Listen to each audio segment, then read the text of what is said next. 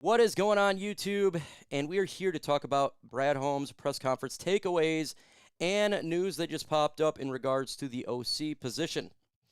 We're going to take your questions and we're going to get into it. We're going to talk it all because the press conference just got done. So here it is. Here is my takeaways. We're going to get into stuff that we got answers from. David Montgomery, to me, this is clear as day. Unfortunately, Brad Holmes talked about past tense with David Montgomery, in my opinion. We got to talk about these things and see where he's at. It wasn't reaffirming. When I heard Brad Holmes speak, to me, when I heard him speak, it was the end of David Montgomery in Detroit. That's what it was. And that's a big, crazy deal. Big, crazy deal. So, Brad Holmes pretty much let it go. That was the clearest answer of this whole thing, in my opinion, was David Montgomery potentially being gone. That seems like it. He also spoke about Kerby Joseph, gave an update on him. He was injured prior to signing that deal with his knee, and he talked about the injury of Kerby Joseph dealing with lingering throughout the season, and it just didn't work out, and so he got the cleanup and operation done for the up-and-coming season. So when it comes to Kerby Joseph, I'm not the guy who thinks that his career's over. I'm not the guy that thinks it's all done. And when I took away from the press conference from Brad Holmes on that front, that's what I took away as well.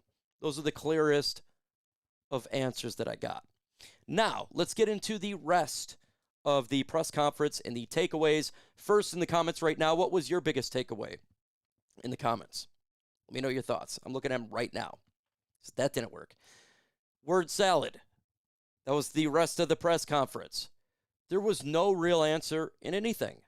And now people may say this is tactical. This is because, you have to be like this for the offseason.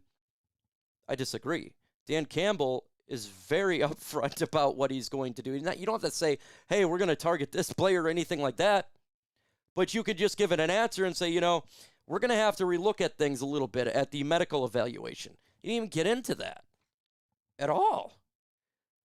I mean, he literally spoke about the injury issue, this question asked, and it was word salad all the way through. You don't have to come out and say, we're not going to draft this type of player. But we can look at it, at the philosophies, and say, you know what?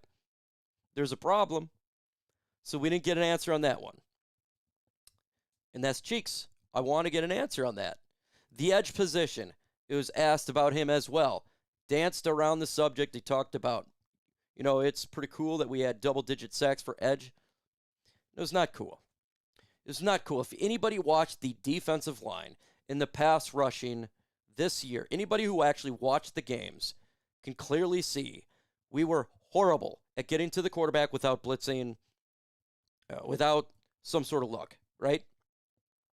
Quarterbacks are just standing back there. The defense has been bad on the edge. And he danced around it. Well, we have free agents of Al-Qadim Muhammad and Marcus Davenport. To me, not a good enough answer on that one. Just not. You don't have to go into depth, but you could say, I can reevaluate. Then they talk again about the injuries. He says, I don't know what's going on. There was no clear answer. He says, we got to wait a while to figure out what's going on. What do you mean you got to wait a while? I've already identified multiple things you can look at, right, throughout the injuries. And that's just me just thinking. There's a couple hundred people right now watching while we're live, and there's going to be thousands of views. You're all do the same thing. You can think more than one thing at one time. I can watch, I don't know, any sort of TV show and think at the same time that I'm watching the show that, hey, how the Lions, what are they doing today? You could think multiple things at one time, so I didn't like that. From Brad Holmes, again, not answering questions. You don't have to be given any explicit detail, but you can give some sort of a question, some sort of an answer. Yet nothing there. Asked if what his grade was, and he says he gives himself an F. No, I don't give him an F. I got to keep it a buck. F, that's a little bit too hard. I do like the fact that he gives himself, he looks self says, I didn't do a good enough job. He's not talking about grades, but he didn't do a good enough job, right? He talked about signing the guys that we have because you bring them in here, and I'm fine with signing our own guys like Jahmyr Gibbs, Jack Campbell, all the guys that we have signed. I'm perfectly fine with that.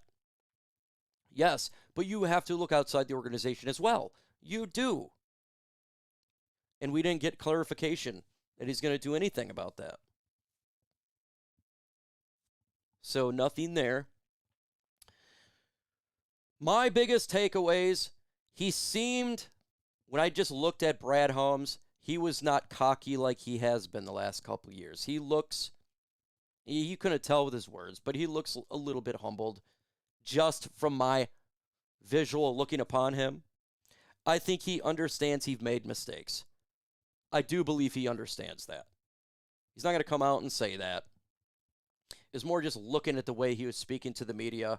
He wasn't cocky, especially asked about the edge position. He just kind of laughed it off. Do I think things are going to change? I don't know after watching this press conference. I really don't know. I do believe that he attacks the offensive line in the trenches. I do believe so. I'm concerned about the edge. Again, he didn't answer that. When it comes to the defensive line, it just seems like he does not put a lot of emphasis at that edge spot. And it's a weird thing. And that's there. Let's get into the other news, and that's the picture that you're seeing here.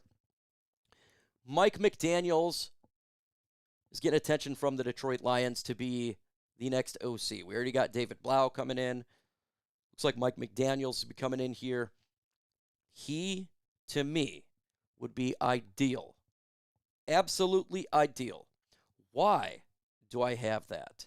Why do I believe that McDaniels would be an ideal offensive coordinator? He has speed receivers over there in Miami. Jalen Waddle, Tyreek Hill. They're putting up big numbers. Tua Tagovailoa, quarterback always getting injured, not doing well, and yet they're putting up numbers. Now, you had Jalen Waddle, Tyreek Hill. We have Jahmyr Gibbs. We have Jamison Williams. Khalif Raymond's a free agent, but he's fast. We got a lot of fast players on our football team. And I can bet that Mike McDaniel knows exactly where to get these guys on the field to make big-time plays. Now, if you're concerned about, well, he didn't do well in Miami because of the heat and stuff like that, he's a coordinator. He would be in Detroit, not a head coach. Our Dan Campbell way of grit and power and playing even in the weather will still be there. He's not going to transfer the offense to be some sort of baby offense that can't deal with inclement weather. That comes from Dan Campbell.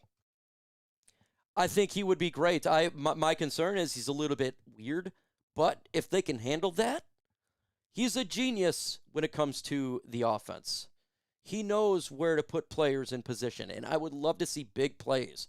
Big play after big play after big play. He's proven he's done it before, and I don't believe he'll be a head coach anytime soon. I don't believe so. Some people would say, I think he would be. If you watched his press conference, if I'm a general manager, he's not head coaching material, but he is definitely a coordinator material. He's a smart nerd. That's what we need. Someone who is precise on this offense. Somebody who is going to make sure that the players are in the spot where they need to be. And that's what killed us this year. There was plays in every game. It was a mental error or an error of the play itself, not something that we couldn't fit. It wasn't another team. It was something that we shot ourselves in the foot. Lions beating the Lions. That's what we had going on. So we get an OC coming in here, Mike McDaniel. He would be the number one on my list right now. He is the number one on my list. He jumps to number one because he could be here for a while. I don't believe he'll be a head coach. He's done it at multiple levels as a coach and a coordinator. He's my number one. Who is your number one offensive coordinator candidate? Let me know your thoughts in the comments right now. You don't have to cap anybody for coaches. You can pay him buku money to come to Detroit. It's not like the Ford's broke. Pay the man. Sheila Ford Hamp ain't broke. Just pay him. You want a Super Bowl? Let's get the best qualified coaches potentially to bring this team to the most success that we can get. The best out of the players to get a Super Bowl. Get somebody that's done it before. Mike McDaniel has. And he is going to be hit up by a lot of teams to be their OC. He will be. But Detroit, he's got to look at this and say, this has got to be the best. This has got to be the best offense available for him to use. It's got to be. If you're OC, if you're Mike McDaniel, hell yeah, I want to go to Detroit. They've had the number one offense. The number two, the offense is always good. Fast players. I would love it. I would love it. This is who I want, is Mike McDaniel. Again, a little bit weird, a little bit off, a little bit quirky. I need a genius chess player. I don't need, we already got our strong grit head coach. I want a chess player on offense. I want to make this bad boy get there. Who's your number one coordinator? Maybe you completely disagree with me. Maybe you think it's somebody else. Put a name in the comments. Give me your thoughts.